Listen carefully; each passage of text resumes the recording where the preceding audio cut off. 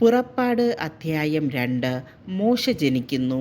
അക്കാലത്ത് ലേവി ഗോത്രത്തിൽപ്പെട്ട ഒരാൾ തൻ്റെ തന്നെ ഗോത്രത്തിൽപ്പെട്ട ഒരു സ്ത്രീയെ വിവാഹം ചെയ്തു. അവൾ ഗർഭം ധരിച്ച് ഒരു പുത്രനെ പ്രസവിച്ചു. ശിശു കോമളനായിരുന്നതിനാൽ അവൾ അവനെ 3 മാസം രഹസ്യമായി വളർത്തി. അവനെ തുടർന്നും രഹസ്യത്തിൽ വളർത്തുക ദുഷ്കരമായി തീർന്നപ്പോൾ അവൾ ഞാങ്ങണ കൊണ്ട് നെയ്ത കളിമണ്ണും താറും പൂശിയ ഒരു പേടകത്തിൽ അവനെ കിടത്തി. നദീതീരത്തുള്ള ഞാങ്ങണച്ചെടികളുടെ ഇടയിൽ പേടകം കൊണ്ടുചെന്ന് വെച്ചു. അവന് എന്തു സംഭവിക്കുമെന്ന് ഉറ്റുനോക്കിക്കൊണ്ട് അവൻ്റെ സഹോദരി കുറേ അകലെ കാത്തു നിന്നിരുന്നു. അപ്പോൾ ഫറവോയുടെ പുത്രി വന്ന് കുളിക്കാൻ നദിയിലേക്കിറങ്ങി. അവളുടെ തോഴിമാർ നദീതീരത്തിലൂടെ നടക്കുകയായിരുന്നു. രാജകുമാരി ഞാങ്ങണ ചെടികളുടെ ഇടയിൽ ആ പേടകം കണ്ടു. ഒരു ദാസിയെ അയച്ച് അവൾ അതെടുപ്പിച്ചു. തുറന്നു നോക്കിയപ്പോൾ അവൾ ശിശുവിനെ കണ്ടു. അവൻ കരയുകയായിരുന്നു. അവൾക്ക് അവനോട് അനുകമ്പ തോന്നി. ഇത് ഒരു ഹെബ്രായ ശിശുവാണ് എന്ന് അവൾ പറഞ്ഞു. അപ്പോൾ അവൻ്റെ സഹോദരി ഫറവോയുടെ പുത്രിയോട് ചോദിച്ചു, നിനക്ക് വേണ്ടി ഈ കുട്ടിയെ മുലയൂട്ടി വളർത്തുന്നതിന് ഒരു ഹെബ്രായ സ്ത്രീയെ ഞാൻ വിളിച്ചുകൊണ്ട് വരട്ടെയോ? ഫറവോയുടെ പുത്രി അവളോട് പറഞ്ഞു, അങ്ങനെയാവട്ടെ. അവൾ പോയി ശിശുവിൻ്റെ അമ്മയെ വിളിച്ചു കൊണ്ടുവന്നു. ഫറവോയുടെ പുത്രി അവളോട് പറഞ്ഞു, ഈ ശിശുവിനെ കൊണ്ടുപോയി എനിക്ക് വേണ്ടി മുലയൂട്ടി വളർത്തുക.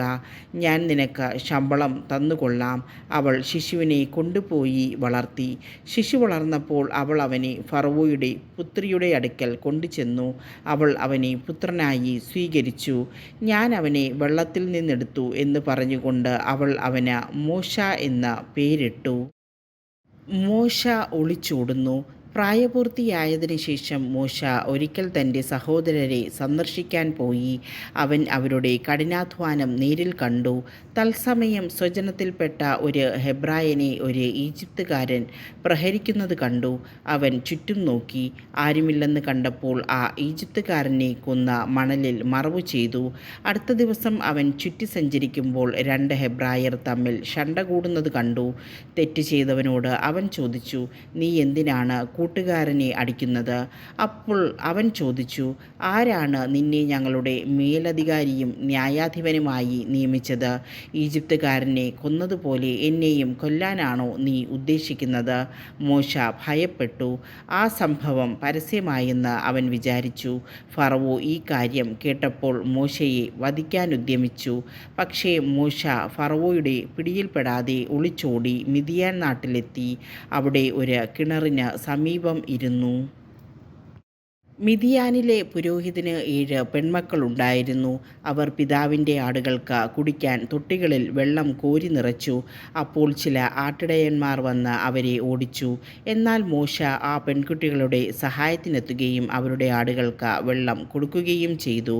അവർ പിതാവായ റെവുവേലിൻ്റെ അടുക്കൽ മടങ്ങിച്ചെന്നപ്പോൾ അവൻ ചോദിച്ചു, നിങ്ങളിന്ന് നേരത്തെ തിരിച്ചെത്തിയതെങ്ങനെ?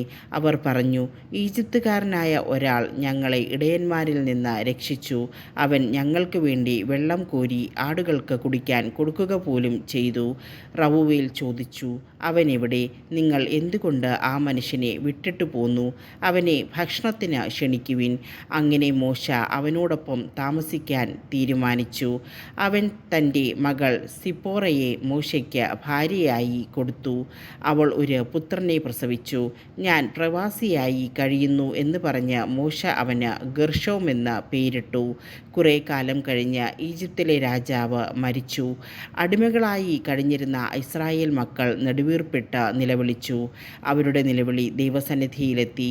ദൈവം അവരുടെ ദീനരോദനം ശ്രവിക്കുകയും അബ്രാഹത്തോടും ഇസഹാക്കിനോടും യാക്കോബിനോടും ചെയ്ത ഉടമ്പടി ഓർമ്മിക്കുകയും ചെയ്തു. അവിടുന്ന് അവരെ കടാക്ഷിച്ചു. അവരുടെ ദയനീയാവസ്ഥ ഗ്രഹിച്ചു.